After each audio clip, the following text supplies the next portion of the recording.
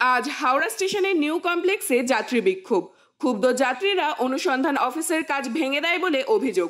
সূত্রের খবর, বারবিল জনশতাব্দী এক্সপ্রেস সকাল 6:20 ছাড়ার কথা ছিল, কিন্তু ট্রেন দেরি হওয়ার সঠিক কারণ জানতে না পারায় ক্ষোভে ফেটে পড়েন যাত্রীরা।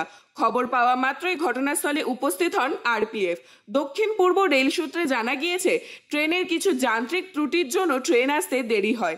ট্রেন ছাড়ার পরবর্তী সময়সূচি সকাল 10টা নাগাদ। পরবর্তী ট্রেনের সময়সূচি ঘোষণা করায় পরিস্থিতি স্বাভাবিক হয়। 4 ঘন্টা তো বলছি।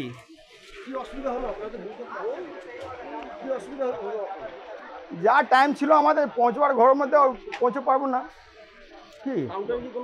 হ্যাঁ, ওইখানটা ও কন্ট্রাক্টর ভালো করে বাদ বলছিল না। হ্যাঁ, ওখানটা হয়েছিল।